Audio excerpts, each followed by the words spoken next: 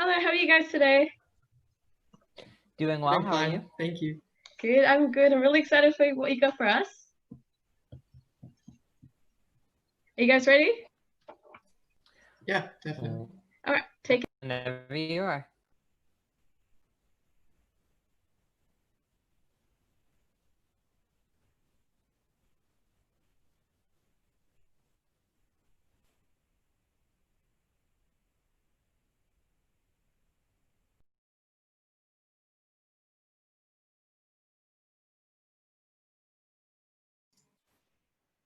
Okay. Thank you to everyone tuning into our presentation tonight. So tonight we'll be looking at like a gentle introduction to neural networks and some use cases in FRC. I'm Yashas. I'm Gabe. And we are the vision leads on Team 900. And Marshall and Kevin are two of our wonderful mentors who helped us with this presentation as well. We are based out of the North Carolina School of Science and Mathematics in Durham, North Carolina.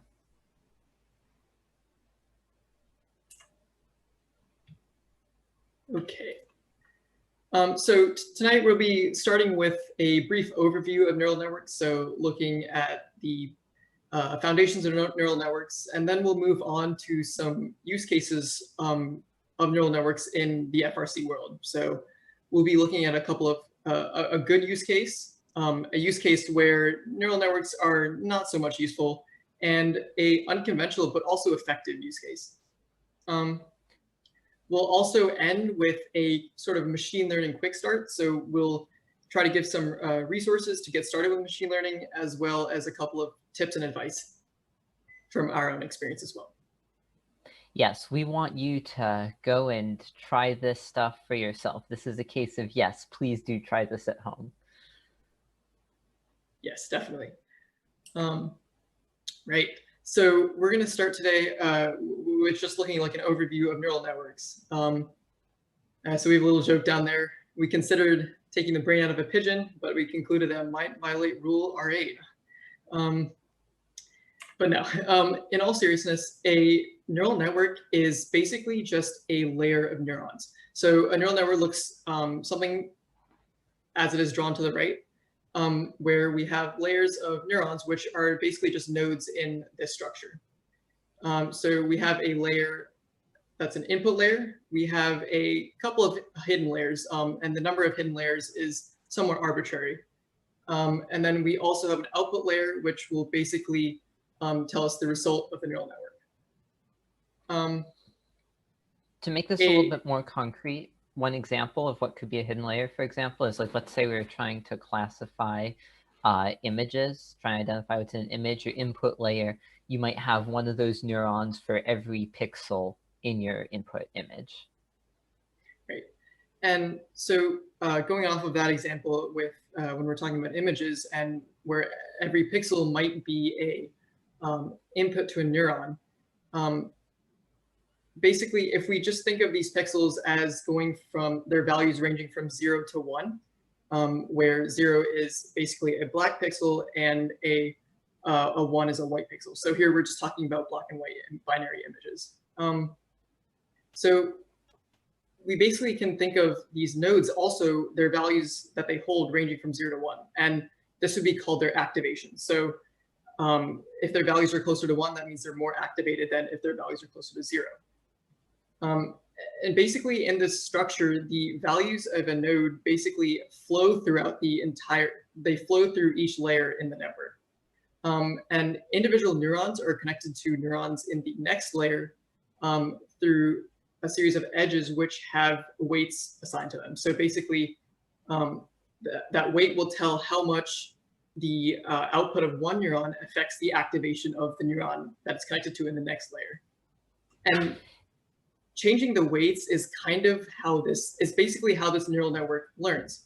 So it learns to find an optimal set of weights to basically figure out the function that maps all the input data to the output data.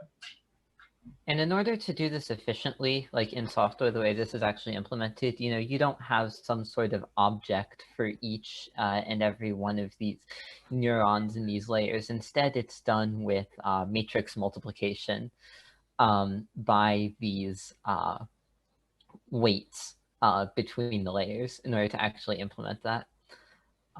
If you're curious to know more about that, we link to some resources at the end that you can look into.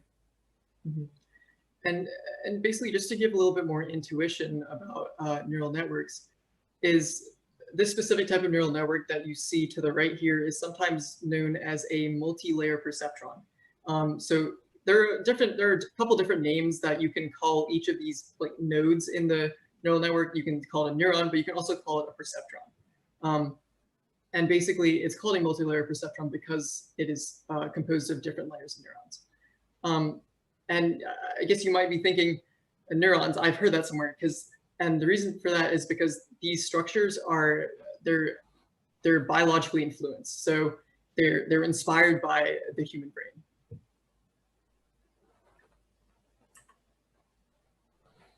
Okay, so why would we use a neural network? Why wouldn't we just use traditional statistical methods? Well, consider this example to the right of this small XKCD short. And it basically shows a boss kind of telling a computer programmer to basically write some code to check whether a photo is a bird, or to basically a user would upload a photo and they want the programmer to write some code to check whether the photo is a bird or not. So basically to us, this is a very trivial problem. We can look at a picture and immediately know that it's a bird or any other sort of animal. But for computers, this is a little bit more harder for computers. It turns from a trivial problem to a very complex one if we were trying to get a computer to know this. And this is where neural networks comes in. So neural networks, the goal of a neural network is to capture associations and uncover regularities. So given a bunch of data, it can figure out different patterns in that data that allow it to approximate a function to map some input to some output. So in this case, it would map basically all the input, which are just maybe the pixels of that picture. It'll map all those pixels into an output. So whether it's a bird or not. So yeah, so these are really useful when relationships between variables are difficult to describe. So we can't really describe why we knew that picture was a bird, and because of that, it's really hard to code. It's really hard to teach a computer to do that. But with neural networks, it's able to find these relationships that often are difficult to describe for even us. And the problem that neural networks basically mitigate that conventional techniques are often plagued of is that assumption of linearity. So that assumption that there is some linear function that basically can take that input data and give us output data. And oftentimes it's not. It's more dynamic and less deterministic than conventional techniques.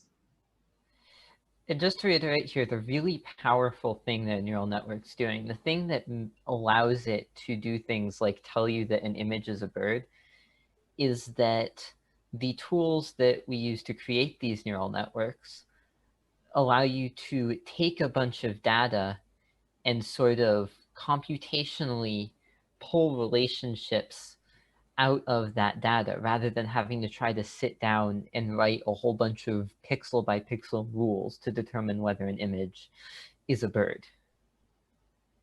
Yeah, so yeah, exactly what Gabe said. So these relationships are really, really convoluted. It's not something that you can like just know. So yeah, and like we'll see in a couple of in the next few slides that the process and these neural networks can basically learn. They start pretty dumb. They're pretty dumb neural networks. It's as if they're maybe just randomly telling us it's a bird or not. But they, with data and with time, they're able to learn that relationship and basically give us good answers. Before we get into quite how it does that, though, we're going to move on to taking a look at the sort of two different broad categories of problems that we can do with a neural network. And we already have talked about one of them just now, which is classification, where you sort of sort your input into one of multiple categories. Maybe you have letters and you're trying to write an optical character recognition program that categorizes which letters those are. Or maybe you're trying to sort images into birds and not birds. Yep. So what Gabe described was a classification problem. There are also regression problems. So these are more continuous problems.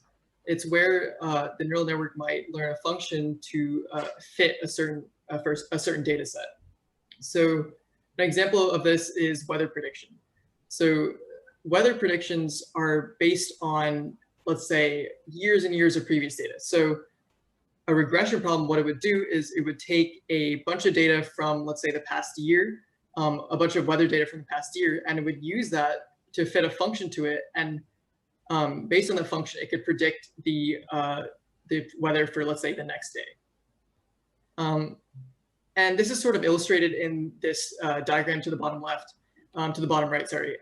So the left is a classification problem. So where we have different data points, and basically we need to classify these data points. So all the teal data points are in one class, so we can call those birds. And all the green data points are in a different class, so we can call them not birds.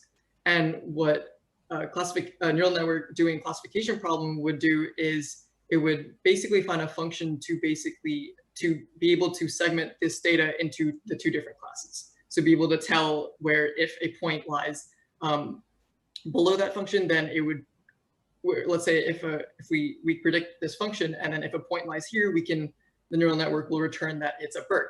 Or if it lies up here where there's more green, then it would say that it's not a bird. Similarly, we also have to the right, we have an example of a regression problem where given a bunch of data, it's able to find a function that basically fits the data. Here, it's really simple. It's just a linear function that fits this data that basically has a positive relationship.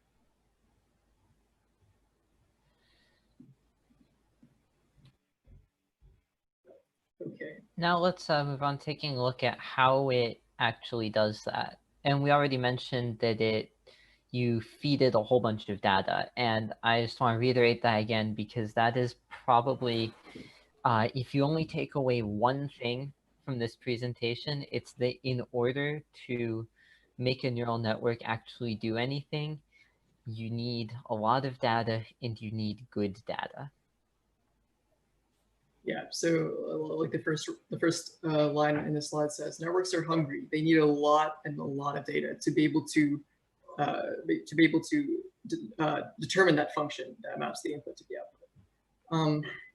And the way a neural network can basically, so in a previous slide, we talked about how the neural network learns by basically tweaking those weights. So it's getting closer and closer to the answer that we expect it to. But the problem is we can't just tell the neural network that it's doing a bad job. It needs to know how to tweak those weights in order to get to the correct answer. And the way it does that is it needs to know how bad it's doing, right? So we can use something called a cost function to tell the neural network how bad it's doing. So this cost function, the higher the value is of the cost function, the worse the network is doing. So therefore, the goal of the neural network would be able to minimize this function. So to the right here, we have an example of a cost function. So this is actually a pretty simple cost functions. Cost functions get really complex and have many dimensions. But this particular cost function, or it can be called a loss function as well, can be modeled as a plane in 2D space. And let's say we start at one of these red peaks. So this would be like basically just starting with like random weights. The neural network has no idea what it's doing. What we want to do is we want to get the cost function to one of these happy minimums. So one of this really small like blue areas. So where the function is returning a really small value. And you can kind of think about the process of getting from this peak all the way to this local minimum where it's actually the neural network is actually doing really well. like kind of like a ball rolling down a hill. So if you were to start a ball at this red peak, it would roll down into one of the local minimums. And kind of like that, that's the neural network tries to basically be the ball. So it tries to minimize that cost function. And the method of, I guess, getting to this local minimum is called gradient descent. And how, without getting too caught up in the language there, basically what gradient descent is that we feed the neural network some data, and based on the current weights, it'll get an output. And based on how bad it did, it'll then go back. It'll find which direction it needs to move on the cost function, so how to get to that local minimum, and based on that, it'll adjust the weights adjust all the weights in the neural network. And then you just keep on repeating this process with more and more data. So this sounds happy and lovely, but now we're going to take a look at some places where this can perhaps not go quite the way we want it to. Some potential pitfalls you can run into as you throw data at your neural networks. So this is where the road gets bumpy. So there are a couple of things you need to watch out for when you're trying to train a neural network. One of the biggest things is something called overfitting. So in this, you basically have trained your network so much, or your network has so many weights that the network can basically memorize the training data. So it knows exactly, given a piece of data, it can literally just give you the output based on what it's seen. It can't really generalize to data that's never seen before. It's basically memorizing what it knows and then giving an output based on that. So before we move on to the next bullets here, I'd like to turn your attention to the diagram, to the three little XKCD shorts again in the bottom right hand corner. The first graph all the way to the left is basically a network that's been underfitted. So it's basically found a linear function to a set of data, but that function doesn't really fit to the data, not really. The second one is it's found another function that fits pretty well to the data, and I would say that it generalizes to that data pretty well. And then you have the last graph, where the function that it's found is literally the data. So it's basically memorized all of the data points in the data set, and this is bad. So what you should take away from this is that a bigger network with so many more weights, while it intuitively sounds like it might do a lot better, is actually it's not a better network, because it can lead to this problem of overfitting. And another thing about, yep, go ahead, Gabe. I was to say, just moving on, that actually there's one more thing you need to cover up there, my bad. Yeah, so another thing about overfitting is the data that you test your network on. So you never want to test your data, you never want to test your neural network on the training set, because that's what it's learning from. You want to test it on data that it's never seen before. That gives you a general idea of how well your network is generalizing to a number of data points that it's never seen before. And this is a good measure to basically tell how good your network is doing. So then the other big problem you can run into is having an unrepresentative or otherwise flawed data set. And there's a saying, garbage in, garbage out, and that is perhaps no more true than with neural networks. Let's go back to our classification problem with birds. Suppose I'm trying to train my neural network to identify birds and not birds. If I only give it images of birds and no images of not birds, no images that don't contain birds, then it's not going to be able to differentiate, because the images that are not birds are not represented in the input data. Another thing that can occur is, even if you do have all, say, classes represented, your representatives of those classes are biased. Say 90% of my pictures of birds are penguins. Might be really good at identifying penguins as birds, But if you go and point it out the window here in North Carolina, where we don't have any penguins and instead have like little songbirds and stuff, it's not going to do a great job. So the quality of the solution that you get out of your neural network is directly dependent on how good the data that you feed it is. Yeah, and this is something that we can't stress enough. So when we implemented neural networks on our robot, we really made sure that we had really good data to feed into the neural network. And this is really important. Your neural network is only as good as your data, just like Gabe said.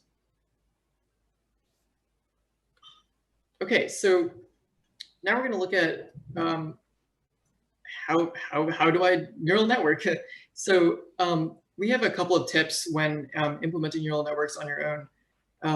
And the biggest one here is don't try to reinvent the wheel. There's a lot of network architectures that have already been made for certain use cases. And we suggest that you explore these and you definitely try those rather than trying to immediately create your own custom neural network. And there are also some frameworks to help expedite the process of creating a neural network. And so specifically, we use TensorFlow, and we recommend TensorFlow wholeheartedly. But there are a lot more, there are many more different frameworks that you can use. Another big one is known as PyTorch. And there's also many others. So there's other ones like Caffe and there's a bunch of different frameworks to use. Yeah, it's about the size of that. Don't worry if you don't know Python. There are ones for other frameworks. Just happens that the most popular ones are Python based. But now we're going to move on to taking a look at use cases in FRC. We've introduced this fantastic hammer that is the neural network. Let's take a look at some nails you might be able to hit with it. And as one of our mentors used to say, neural net all the things.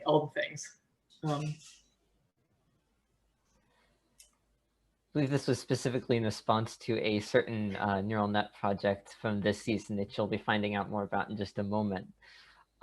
One of the best uses of neural networks, sort of classic applications, is object detection. And this is extremely useful in FRC for a variety of reasons, detecting game pieces and field elements. And this year, we implemented an object detection system, like Yashas said, using TensorFlow. One of the most important parts of this was preparing the data. We had several people spend weeks going through hundreds and hundreds of images of the field this year. And you can see one of these images here on the right-hand side of the slide, labeling the various things in that images, labeling all of the game pieces and the field elements that we wanted to detect. And this is the most time-consuming step. We're then able to use transfer learning, which is where you take a model, a sort of more generic model. In this case, we used one that's pretty popular in various object detection applications. And then we train it some more specifically for our use case. So on our data, to then get it fine-tuned to our specific application. And this is the part that takes the most computing resources, but a lot more person hours than CPU hours went into this system. As I said, the hard part here is getting good data and lots of it. Yeah, and that second bullet of where we started with a pre-trained model and fine-tuned for our purposes goes with, again, with the idea of not reinventing the wheel. We used a proven model for our object detection system, and that really helped.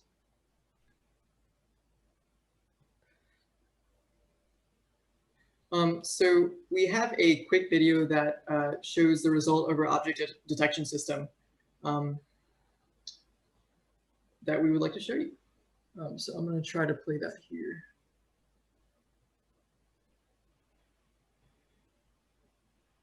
Let me skip ahead a little bit to the interesting parts. There we go.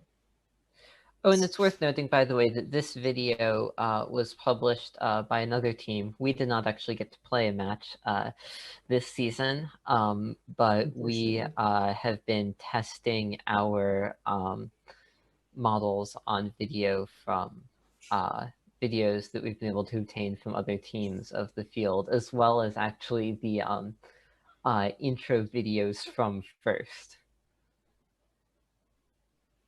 Yeah, so I guess I'll pause. I'm going to go back a little bit and pause there.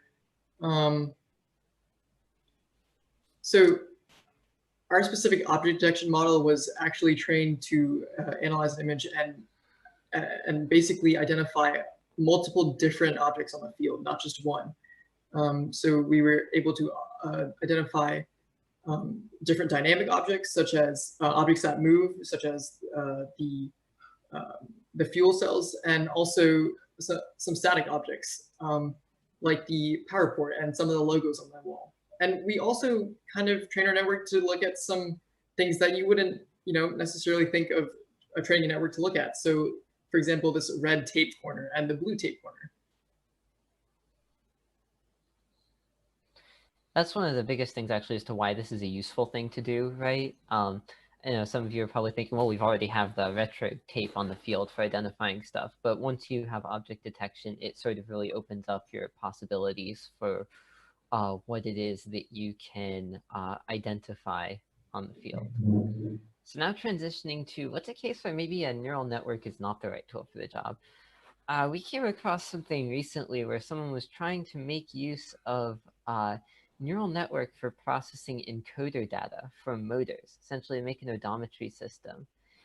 And the problem here is that neural networks, they're not magic, right? There must be a learnable function between the input and the output. So if you tried to do odometry with a neural network, you'd have just that. You'd just have odometry. You wouldn't be able to do the things they were trying to do, like compensate for wheel slippage, because that's not something that you can really know from encoder data. If there's no relationship between the output and the input, there is no function that the neural network can learn. So an example of this would be trying to predict the weather based on what I eat for breakfast. There is no function relating what I eat for breakfast to the weather. However, there is some relationship between what I choose to wear when I go outside and what the weather is. So that would be something that does have a relationship between the input and output. But now we're going to take a look at a case where neural networks are a surprisingly good tool for the job, but maybe not something you would first have thought of. I assume we're probably all familiar at this point with the control panel in this year's game, that big spinny wheel with the 4 different colors on top that we need to detect. And we have a color sensor pointing down at the top of that wheel, or actually up from the bottom at it, and we need to be able to detect those colors. Now, the color sensor that we have actually has 6 channels. I think it's like red, green, blue, yellow, orange, and violet, something like that. Anyway, we get continuous value input from those 6 color channels, and based on that, we need to classify the data from the color sensor into one of 4 possible colors. This is the classification problem. On a vector of known size of float value data, this is a great candidate for a neural network. And as it happens, when we implemented it, it worked well for classifying the colors and was able to learn the relationships between these various channels, even under different lighting conditions and such. So this is actually a really good candidate for use of neural networks. The big thing here that we want to emphasize is both this slide and the last one is to think outside the box for what you can use this tool for. It's a really powerful tool, and there's a lot that you can do with it. But while you're doing that, also consider whether or not the problem that you're trying to apply neural networks to is a good candidate for this tool. Yeah, and one thing we like to say about this is consider the nature of your input and the nature of the output that you want. And based on this, you can figure out if the problem is suitable for a neural network or not.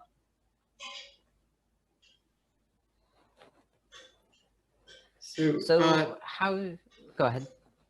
Yeah, so I was going to say that the next section is how can you get started at home? So this is kind of one of the things that we do want you to try it at home. And we're going to basically introduce some resources and some tips and tricks that we found over time while we were implementing it for other people to get started as well. So there are a lot of good resources on the internet to learn about neural networks. But there are a couple that we've compiled that are a very gentle introduction to it. So one such amazing YouTube series by YouTuber 3Blue1Brown, there is an amazing YouTube series on neural networks, which basically looks at the mathematics behind neural networks. So it starts with just motivating a neural network all the way into gradient descent and other steps within a neural network's training. There are also more advanced learning resources, such as Stanford's computer vision course using AI. And the framework we use, TensorFlow, they have their own set of tutorials using TensorFlow to implement various neural networks. And a plug for us, but we encourage you to also read our white papers. So we have as Gabe mentioned before, we have a white paper on the neural network that we implemented for color sensing, and we have a couple of other white papers that look at neural networks. And we'll talk a little bit more about our white papers in a future slide. All of them can be found at this URL here, though. Yeah. So we encourage you to take a screenshot of the slide. I'll keep it up for about a few seconds. We encourage you to take screenshots of the slide. These are very good resources.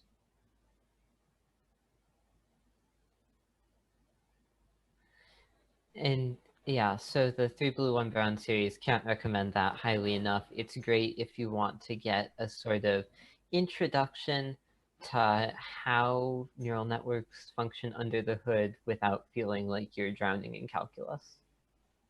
Yeah, it's really gentle, and after watching it, they seem almost intuitive, so which is really cool.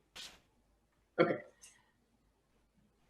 All right, so do I need to go steal a data center from Google to run my neural networks, or do I need to have a computer with a zillion-dollar GPU and RGB lights that screams gamer?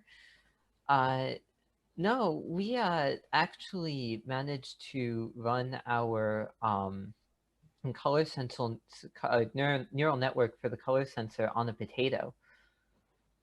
Gabe, I think you mean RoboRio. Wait. Okay, yeah, sorry, I got confused. On the RoboRio.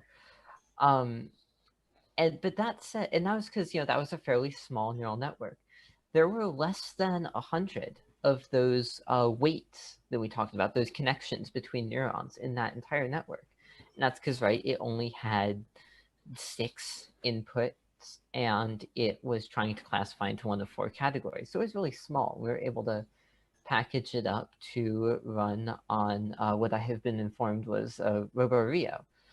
But that said, if you're trying to do things like more complex object classification tasks, a GPU will potentially make your process faster. We used the NVIDIA Jetson platform as a coprocessor on our robot for running computer vision, and we have a desktop with a GPU that we use to train our neural networks. For getting started with using a NVIDIA Jetson platform, if that's something you're interested in, we encourage you to check out our white paper on the Jetson Nano. Yeah, and the Jetson platform is really great because they have they have systems that range from the Jetson Nano, which is relatively inexpensive, to more powerful systems as well. This isn't to say that you need a GPU, by the way, in order to do neural networks. We encourage you to just go ahead and try this and see what you can do on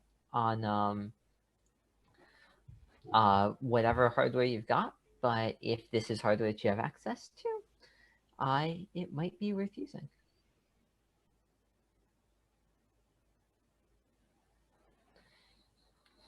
So is this hard? Is this really difficult to get started with? No, it's not. For more detail on how this code works, to see an explanation of this exact code, where this came from, check out the TensorFlow tutorials that we linked earlier.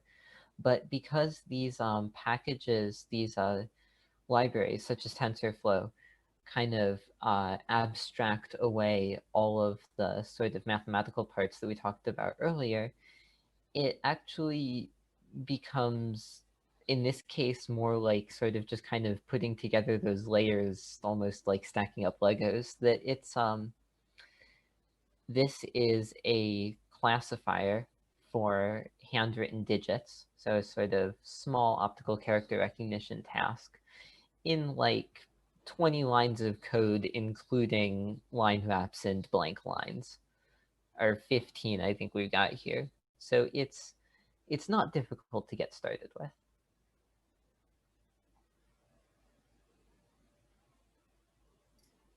So we'd like to give an update about what we're doing with neural networks on our team. So we have a white paper that's in the works right now that'll basically delve into more about our object detection system, and also some exciting ways we're making use of this object detection system. So how we're using that output to aid in other processes on our robot. And we also have another neural network of how to run neural networks on your potato. And that can be found on our website, and we have a white paper on that as well. Another thing that we're excited about announcing is that we're open sourcing our data set that we use to train our object detection system. So this data set is pretty big. It's in the order of 1,000, so I think it's closer to 2,000 images, if I'm not wrong. But yeah. So these are the images that we talked about earlier that our team spent a whole bunch of time labeling earlier this season. And by open sourcing this, we are doing this because we believe that open sourcing our data sets is going to be the way that we collectively as an FRC community are able to move forward with and explore and develop this technology. Data is such a high barrier to climb, and one of the most important sort of aspects and really prerequisites to being able to develop a neural network system, that we believe that if we as a community open source our data sets, then we will all be able to move forward much faster and do much more exciting things with the technology available to us. So this will be coming in the near future. So keep an eye out for our data, and we look forward to seeing what you do with it. Yeah, and when this paper does come out, it will be available on that website that we had a few slides earlier about, the Zebracorns Labs website. It should be there when it does come out. So stay tuned.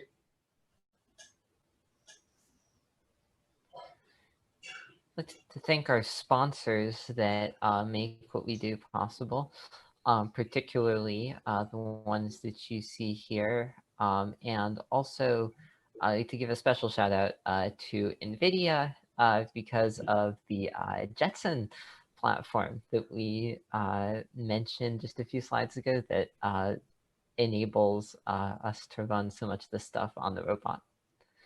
And with that, we are going to go ahead and open up the floor for your questions. All right, thank you for that cool presentation. Actually learned pretty cool things. So we do have some questions. First questions, how do you identify whether data is good or bad? So that's a really important question. And I guess there are sort of two things that you can mean by that, right? There's how do you identify whether a certain problem is a good candidate for solving with the neural networks, and then there's how do you identify whether a specific data set is good for your problem. In both of those, unfortunately, there's no sort of formula that you can plug your data or your problem into that says, yeah, this is a great data set to try to use neural networks with, or no, this is terrible. There's sort of a bunch of factors that you kind of have to take into account. Some of those are whether there's a relationship between the data and the variable that you're trying to predict. Whether your data can be represented as that sort of vector that neural networks like to have as inputs. All of these sorts of things that we're feeding as inputs ultimately get sort of broken down into a vector of floating point values, right? There's whether or not you have enough data and whether or not the data that you have adequately represents the what you will be trying to measure in your actual application. And there's no sort of magic number threshold for these. Sometimes you have to just try it and see and do experimentation and find out what problems come up. So I wish we had an easy answer for that one. Unfortunately, there's no easy answer, but that's the question that we want all of you to be asking when you think about using a neural network for something. Yep, makes sense.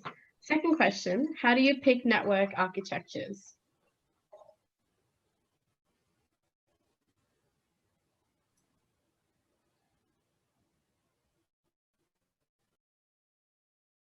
I think maybe Yashas can speak a bit more to this one. Yeah. So I'll bring it back to the specific the architecture that we use for object detection, and the reason we chose it is this specific model has been proven in within the research community and also in previous literature, and really most of these models they've been so this is specifically an object detection model, and it has been experimented with, and it has been run on other object detection data. And we know that because it works well on that, we can fine tune that model for our purposes as well. And you can kind of tell whether that model will fit your problem by again, considering, what is the input that you want to give to your neural network and what do you want to get out of it? And then look at what that model does when it was experimented with at first. So what kind of input were they giving it, and what kind of output were they giving it as well? And based on that, you can kind of figure out if that model would work for your specific use case. Cool. And last question, what's a good way to learn about neural networks? Take a look at those resources that we had on that slide earlier, particularly if you want to learn a bit about how they work kind of underneath the hood, what that math that we were mentioning earlier looks like in practice. Highly recommend the video series from 3 Blue 1 Brown. And then if you want to start actually implementing neural networks yourself, I recommend using TensorFlow. There's some excellent tutorials on their website, and particularly if you know Python, it's an excellent way to get started with neural networks. Yeah, and these things are easily Googleable. You can, for the 3 Blue 1 Brown video, you can just hop onto YouTube and search up 3 Blue 1 Brown neural networks, and it should pop right up. And it's an entire series of 4 or 5 videos. I'm not sure how many. Yeah, but that's an amazing resource. And then for the TensorFlow tutorials, you can just Google that as well. It should pop right up. So we do have more questions. Next question, why stop at image processing? Why not do end-to-end ML? That is sensors to motor commands all in one go. That's an interesting question. And I think this comes back to sort of what we were talking about earlier with cost functions and how machine learning and neural networks are not magic. So in order to train a neural network, you need to be able to quantify essentially how bad a job it's currently doing, what its output is. And that I think would be very hard to create a cost and function when there's sort of such a complex set of circumstances for how well it's doing, I guess. See, with image processing, your cost function is very easy. It's a combination of did it get it right and how certain was it of its prediction. And the other thing is that, again, it's not magic.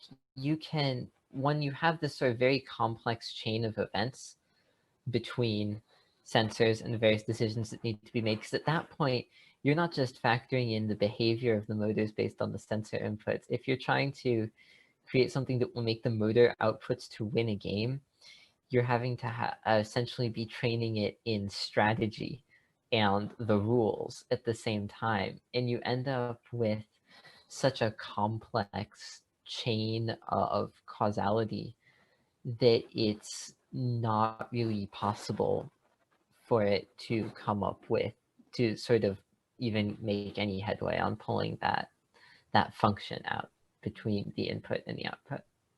So that's a good point, that just because such a function exists in theory doesn't mean it's necessarily findable, even by a neural network. Yeah, we did say that in theory, neural networks can approximate any function, but this comes with some caveats.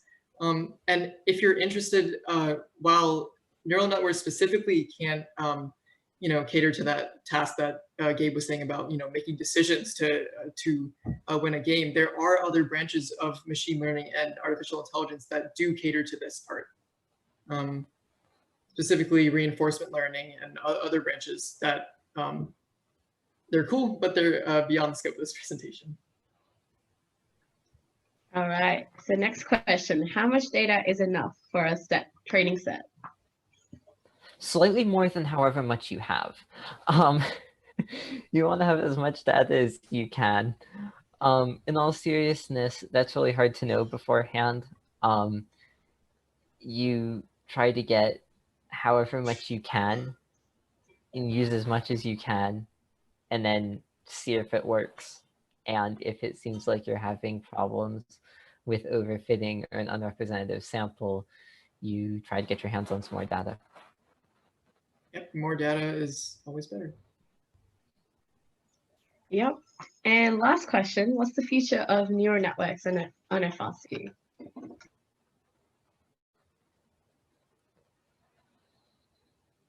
So I think there's sort of two answers to this question. And I want Yashas to go ahead and take the first one here, which is sort of what the future is of our use on Team 900 of neural networks and FRC, where we're trying to go. Yeah, so one of our major components of our machine learning implementation on our robot is, of course, that object detection system. And that system gives us a lot of data, right? So it gives us, it can basically give us different positions of different static objects all around our robot. So at least what the cameras on our robot can see. And we're able to kind of figure out where these static objects are relative to the robot. And what's really cool about that is if we're able to reference our robot to a set of static objects on the field, we can effectively localize the robot in the field. So based on the static objects around the field and where they are relative to the robot, we can kind of tell where our robot is absolutely on the field. So whereas odometry is kind of a relative relative measure of where the robot is on the field. So it's relative to, let's say, your starting point. So wherever you initialize your odometric system from. So it's relative to that arbitrary origin, whereas a localization tells us exactly where a robot is using an absolute coordinate system. And that's really cool moving forward. And that brings us one step closer to, that idea of that fully autonomous robot. And that's really exciting. I'd also like to present the sort of other answer that I see to the question of what the future of neural networks and FRC is. But before I do, just want to go ahead and echo what Yashas is saying. This is a system that we're incredibly excited about, that Yashas and I have spent months working on at this point, trying to make use of this data to localize the robot on the field, and we will be able to find more about what actually is under the hood there, how it's in what it will be summer that Zebra Vision might briefly mentioned earlier. But while we still have time here, it looks like we have a bit more time. I'd like to mention the other answer I see to what the future of neural networks and FRC is, and that is whatever you all decide you want the future of neural networks and FRC to be. And that gets back to why, because we want everyone to try out new things, to try new ways to use this data, to try neural networks for unconventional applications, such as the color sensor, such as things we haven't thought of yet. I think that the future of neural networks in FRC will depend on the creativity of the people using them, of you, the teams, and also of the data that we're able to obtain to train those networks off of. Because at the end of the day, creating systems based on neural networks is most importantly an exercise in data curation. And another thing with that is what Gabe was talking about when we talked about open sourcing our data. It's very much a collaborative effort between throughout the entire FRC community, and we think that we'd be able to advance where neural networks are in the world of FRC through collaboration, through data sharing, through ideas, through exploration. And this is what we hope to see in the next, the next era of FRC. Cool. And I think I have one more quick question. Why were you detecting so many different objects on the field and not just the goal? Yes, so we already kind of addressed that a little bit with our localization system. That's sort of the biggest thing here, right? If we think about the field this year, there's retroreflective tape at this end and retroreflective tape at this end, but nothing really in between with any tape on it. And in order to be able to use these static field elements to beacon off of them for localization, we need to be able to see them. We don't have a camera that can see everything all at once. Our cameras have limited fields of view. So the more objects there are on the field that we can use as beacons for localization, the more of the time we're going to be able to use this system, and also the better it's going to be able to perform. Also, secondarily, detecting game pieces could potentially allow us in the future to consider doing things like developing systems related to targeting game pieces. Yeah. The more you can detect, the more possibilities you have with what to do with it, right? Yeah, that's honestly the answer.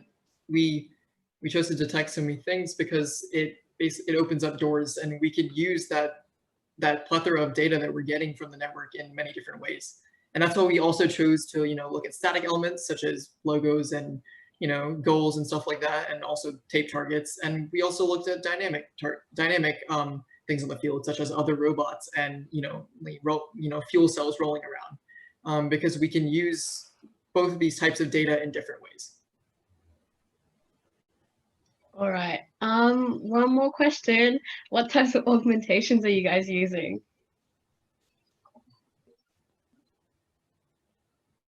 So this is an interesting question. So, so we kind of talked about how, a neural net, you need a lot of data for training a neural network, and sometimes you don't really have that much data. So what augmentation is referring to is, kind of using the data that you have to basically create synthetic data sets. So data sets that are not real, but they could be real based on the data that you have available. I don't think we've explored with any augmentation strategies thus far. Just because there's a lot of data to choose from, and we ultimately ended with like a data set of like closer to 2,000 images, which we feel like resulted in a pretty good object detection system. So we were pretty happy with that. The one thing to keep in mind with augmentation, I know we already mentioned this, but I think it is worth repeating again. If you decide to do something like that, make sure that your augmentation system is producing good data. There might not really be a way to know whether or not the data it's producing is good or useful until you try training a network on it and seeing how it performs. But if the data from however you're augmenting your data is not representative or otherwise, biased in some way, it might actually make your neural network worse. So you got to make sure that your neural networks are not just getting enough to eat, but that they're eating a healthy diet. Right. So you really have to consider the pros and cons when looking at a data augmentation strategy. And also you have to consider what type of data you're augmenting. It's really hard to augment, camera data, right? For instance, so you have to kind of consider what data you're looking at and then kind of figure out if that data is augmentable. If you augment that data, will it make it worse or better? And as Gabe said, that kind of just comes with iterating and experimenting. So. Right. All right. I think that's about it. Thank you so much for your time. That was pretty cool what I just learned. Yeah, thank you. Any questions? Thank you for having us. Yeah. Thank you for having us. All good. All right.